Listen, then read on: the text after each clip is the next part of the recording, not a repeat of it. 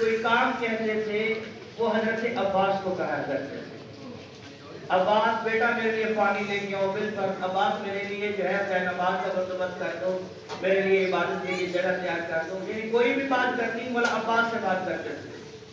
کسی نے ساتھ کھڑے میں پوچھا مولا عباس سے کہ عباس بابا جب بھی کوئی بات کرتے ہیں یا کوئی کام کہتے ہیں وہ آپ کوئی کہتے ہیں، امام حسن مجتبیٰ بھی جوان ہے، امام حسین بھی جوان ہے، جبکہ ان کو ہاں نہیں کہتے. مولا عباس نے بڑا خوبصورت جواب دیا، کہا اس لیے جب سے قرآن میں اللہ نے حسن اور حسین کو رسول کا بیٹا قرار دے دیا، اس کے بعد علی ابن ابی طالب نے رسول کے بیٹوں کو حکم نہیں دیتے بلکہ اپنے بیٹے عباس کو حکم دیتے ہیں. کہا کہ عباس سے کرو، عباس سے کرو، یہ بڑی فضیلت. عباس سے علمدار یہ فرما رہے ہیں، درود پڑھیں آل محمد کی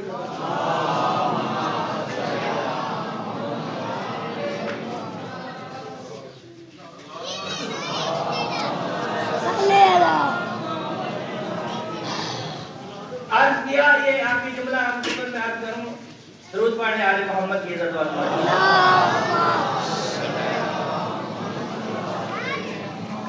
یہ جتنے بھی اہل بیت اطہار کے جتنی بھی اولادیں ہیں، مولا کائنات کی، مولا امام حسن کی، مولا امام حسین کی، جناب ورسجاد کی، یعنی جتنی اولادیں ہیں کربلا تک، یہ سارے شاگرد ہیں امام حضرت عباس کے، یہ سارے شاگرد ہیں حضرت عباس کے. جی، اور سب سے بڑی جو خوبصورت بات آئی میں جو میری نظر سے گزری، فرمایا یہ سارے شاگرد حضرت عباس کے اور حضرت عباس حسن مجتبیٰ کے شاگرد ہیں.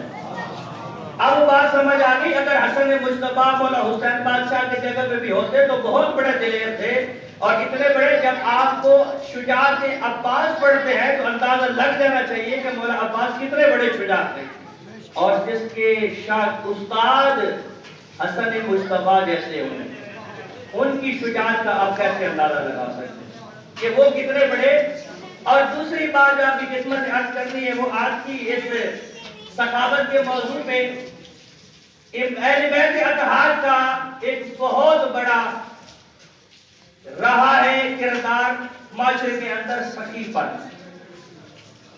اور یہ آج کا دن جو ہے وہ دسترخوان امام حسن مجتبیٰ. یہ کب شروع ہوا؟ مدینہ سے جب امام حسن مجتبیٰ دنیا میں تشریف لے آئے، پہلا دسترخوان جناب رسالت مآب نے بچھایا تھا. اس کے لیے امام حسن مجتبیٰ کی.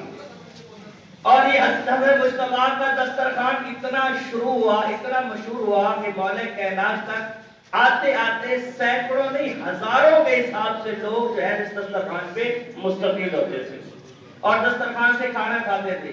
اور اس دسترخوان کی برکات میں آپ کی خدمت میں عرض کرتا ہوں اپنے جملوں میں، اتنی زیادہ اس دسترخوان کی برکات ہے آپ کی سوچ سے زیادہ ہے. اگر کوئی چاہتا ہے یہ عمل بھی لے کے جائے، بے شک یہاں سے اگر کوئی چاہتا ہے کہ میرے سال بھر رزق ختم نہ ہو، میرا سال بھر، یہ گارنٹی کے ساتھ عرض کر رہا ہوں، سال بھر کا رزق ختم نہ ہو، کوشش کرے ہر مہینے نہیں تو 6 مہینے میں ایک دفعہ، نہیں تو پھر سال میں ایک دفعہ اس ڈیٹ کو یہ ہٹ کے کسی ڈیٹ پہ دسترخوان لگائے اور عمومی اعلان کر کے کہ یہ حسن مجتبیٰ کا دسترخوان. ہر بندہ آئے، شیعہ ہے، سنی ہے، اہل حدیث ہے، عیسائی ہے، جو آنا چاہے آئے، اور یہ اعلان ضرور کرے کہ یہ حسن مجتبیٰ کا دسترخوان.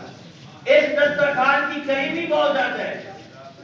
جب آیا نا ذلیل شام مدینہ کے اندر تو دیکھا کہ لوگ آ کے اپنا روک ڈالا، اور روک ڈالنے کے بعد کہا کہ آج نماز میں پڑھاؤں.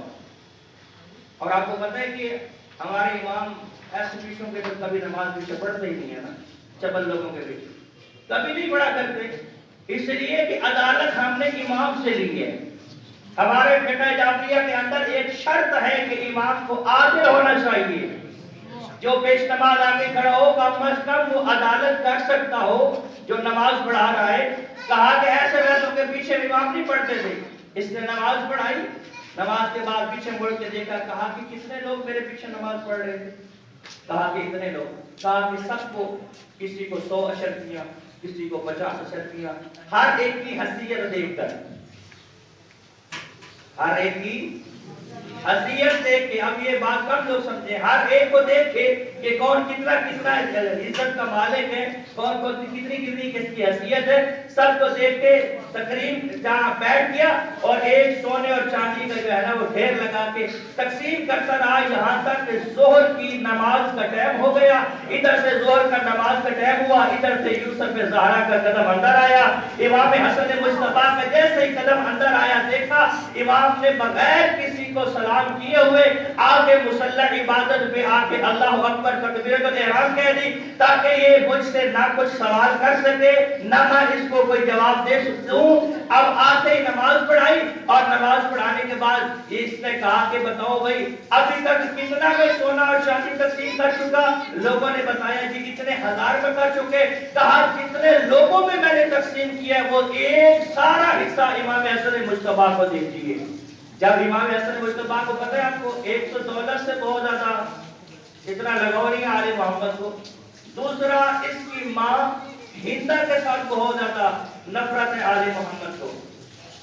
کہا کہ دیکھو حسن میں ہندا کا بیٹا ہوں، ابھی تک جتنا میں نے تقسیم کیا، توجہ آپ سے مانگی چاہتا ہوں، جتنا میں نے تقسیم کیا ہے وہ میں نے لوگوں میں تقسیم کیا، اور جتنا لوگوں میں کیا وہ سارے کا سارا الگ تجھے دے رہا ہوں۔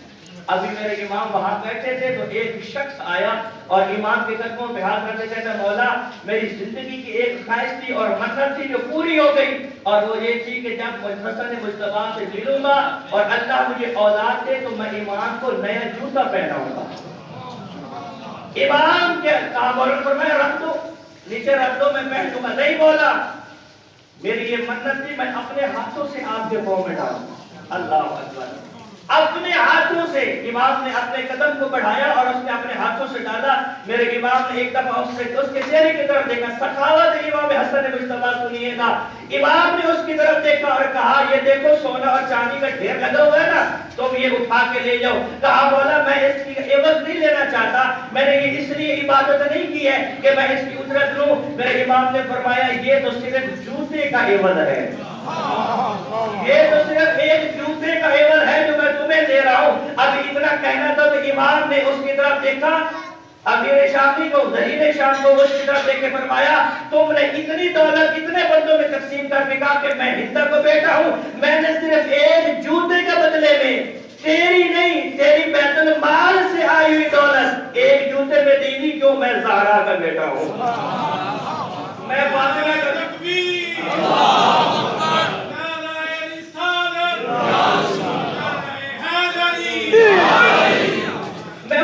بیٹا ہوں۔ اور ابھی یہاں پر رکا نہیں، جملہ رکا نہیں، امام نے فرمایا ابھی چند قدم چلا ہی تھا نا، پھر امام نے فرمایا واپس آؤ۔ واپس آیا، کہا کہ یہ تو دنیا کا مال تھا جو میں نے تجھے دیا، یہ تو دنیا کا مال تھا جو میں نے تجھے دے دیا، اور تمہیں جنت کی رسید بھی لے کے دیتا ہے۔ کہا ہے دربار میں بیٹھنے والوں تم نے اس امیر کو مانا ہے جس کے پاس دنیا ہے، میں جس کے پاس آخرت ہے، اور میں تمہیں صرف نہیں دنیا بھی دیتا ہوں شفاعت بھی دیتا ہوں، دنیا بھی دیتا ہوں شفاعت بھی دیتا ہوں۔ میرے امام نے یہاں پر امیر المؤمنین نے 4 طبقے بیان کیے ہیں، اور وہ 4 طبقے سننے والے ہیں بھائی۔ پہلا طبقہ لوگوں میں سے بیان کیا ہے لعین، کون سا؟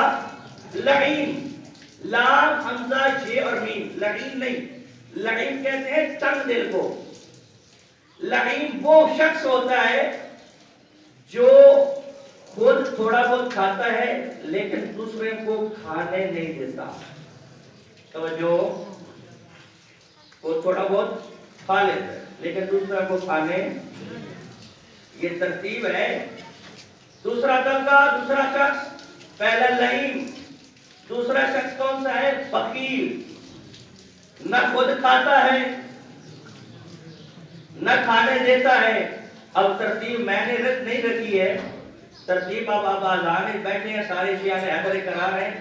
پہلا لعین ہے، دوسرا فقیر ہے، تیسرا سخی ہے، لیکن اس درجے پہ نہیں پہنچ سکا، اس درجے پہ نہیں پہنچ سکا۔ سخی ہے، خود بھی کھاتا ہے دوسرے کو بھی عطا کرتا ہے، لیکن چوتھا طبقہ جو امام نے بیان کیا وہ ہے کریم کا۔ کریم اسے کہتے ہیں جو خود نہ کھائے اور دوسروں کو کھلائے. اور امام حسن مجتبی کا لقب ہے کریم اہل بیت.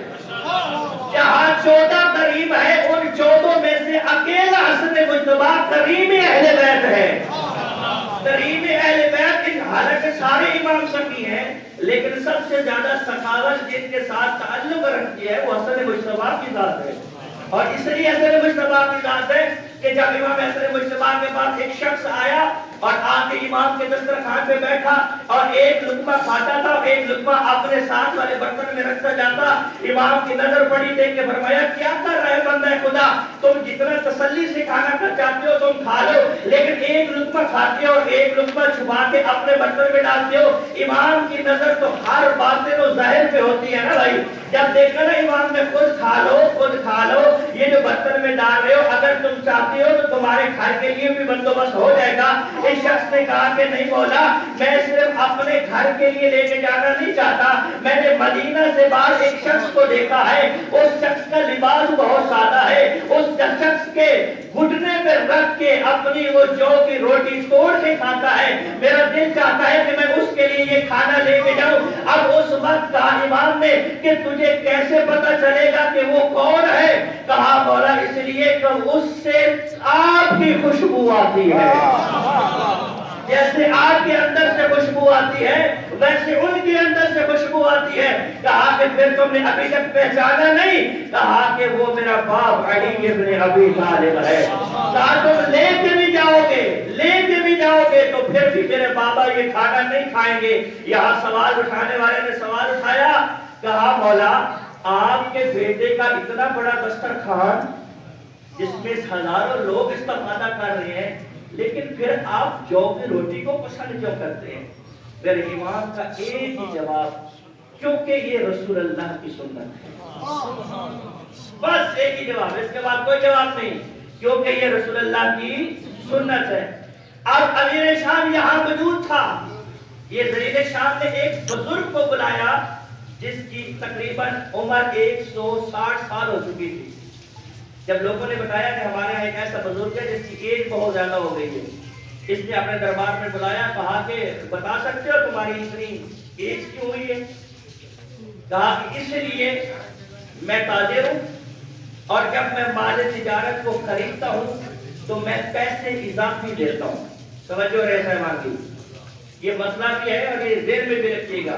جب میں مال کو خریدتا ہوں تو کیا کرتا ہوں, میں پیسے تھوڑا سا اضافی دیتا ہوں, لیکن جب میں مال بیچتا ہوں تو میں اضافی مال دیتا ہوں. جب خریدتا ہوں تو بھی پیسے تھوڑا زیادہ دیتا ہوں, جب بیچتا ہوں تو ناپ تول میں انصاف کرتا ہوں, تھوڑا سا اضافی دیتا ہوں. یہ ناپ تول کی بڑے پوچھا جائے گا قیامت والے دن, یہ جو دودھ کے اندر پانی ڈال دیتے ہیں نا, یہ ایک چھوٹا مسئلہ ہے, اس سے بڑے اور ملاوٹیں بہت زیادہ ہیں, اس کے بارے میں بہت پوچھا جائے گا. کہا کہ جب میں دیتا ہوں تو تھوڑا اضافی کر کے دیتا ہوں. اچھا, کہا اسی وجہ سے اللہ نے میری زندگی کو بڑھا دیا, یہ خوبی ہے, یہ جو میں کام کرتا ہوں اس وجہ سے. کہا کہ اچھا یہ بتاؤ تم بہت بڑے تاجر ہو, کبھی مدینے بھی گیا؟ کہا ہاں مدینہ بھی گیا. کہا کہ میرے جد سے ملے ہو؟ توجہ, کون پوچھ رہے ہیں؟ زلیل شاہ. کہا کہ میرے جد سے ملے ہو؟ تعجب سے کہتے ہیں امیہ؟ کہتے ہیں ہاں. کہا کہ تم نے, زلیل شاہ کہہ رہے ہیں, تم نے اسے کیسے پایا؟ کہا انتہائی کمینہ, چلاک, پراڈیا, چبل. جب اوصاف بیان کیے نا اس طرح کے, کہا چپ ہو جا, میں نے کہا تھا کہ آپ کوئی اچھی بات کرو گے, میرے جد کے بارے میں کوئی تعریف کرو گے, اور تم نے ایسے بیان کرنے شروع کر دیے. اچھا بات چھوڑ بات, تم نے کبھی علی کے جد کے پاس بھی گئے ہو؟ علی علیہ السلام کی جد کے پاس بھی گئے ہو؟